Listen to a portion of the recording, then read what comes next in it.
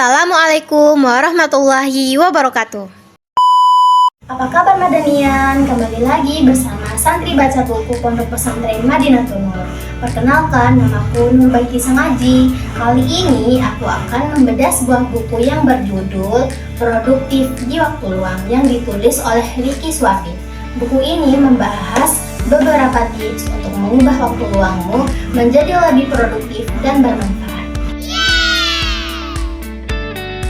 Mari simak video ini hingga akhir jika kamu ingin mengetahui tips-tips jitu yang berada dalam buku ini. Berbicara soal waktu luang, banyak di antara orang zaman sekarang merasa atau beranggapan bahwa waktu luang adalah kesempatan untuk bersenang-senang atau melakukan hal-hal yang sebenarnya nggak berguna dan nggak bermanfaat. Contohnya seperti mageran, rebahan, dan gabut. Atau menggunakan waktu tidak secara proporsional dan menggerogoti sisi produktif kita. Jika mager datang karena rasa lelah, maka beristirahatlah dengan cukup. Tapi, kalau jika mager datang tanpa penyebab yang jelas, maka kita perlu melawannya dengan bergerak atau melakukan aktivitas-aktivitas lain yang membuat mager itu hilang. Pandangan tentang hal ini memang sudah sangat lumrah didapati di sekitar kita, di mana istilah mager dan gabut yang telah populer di kalangan anak muda.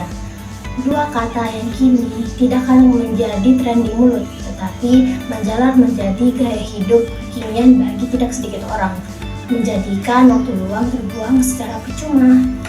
Sebaiknya waktu luang bisa digunakan untuk beristirahat, berolahraga, atau refreshing sebelum kembali terjun dalam kepadatan aktivitas. Itu sih untuk orang-orang yang memiliki waktu luang yang sempit. Gimana kalau orang-orang yang tidak memiliki kepentingan lain yang membuat harinya kebanyakan nganggur di rumah? Ia bisa menyibukkan diri dengan berkarya, belajar, beribadah, atau aktivitas lain yang membuat ia terjauhkan dari rasa malas. Mengenai waktu luang, Rasulullah SAW bersabda, dua nikmat yang manusia sering lalai terhadapnya, yaitu nikmat sehat dan waktu luang.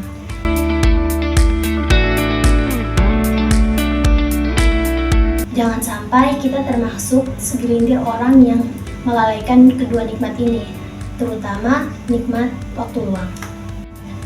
Orang-orang yang menggunakan waktu luangnya dengan baik adalah orang-orang yang beruntung, sebab waktu luang adalah kesempatan atau modal terbaik untuk mengubah makna kehidupan. Dari kerugian menjadi keuntungan, keburukan menjadi kebaikan, dan kesia-siaan menjadi kemanfaatan.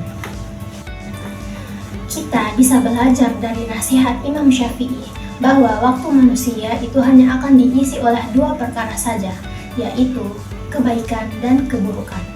Maka dari itu, gunakanlah waktu sebaik-baik mungkin dan diwarnai dengan kebaikan di setiap detiknya.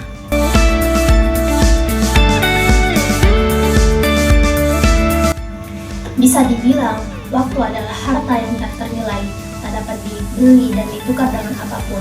Maka dari itu, untuk para pemuda, bergeraklah dari sekarang untuk merancang kontribusi dan terobosan besar yang dapat meningkatkan value dalam diri, menata masa depan, dan melakukan amalan-amalan soleh sebagai hamba yang beriman.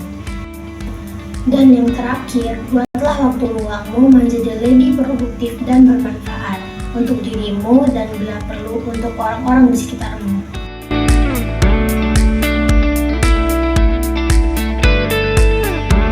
Sekian dari saya, semoga bermanfaat bagi teman-teman semua.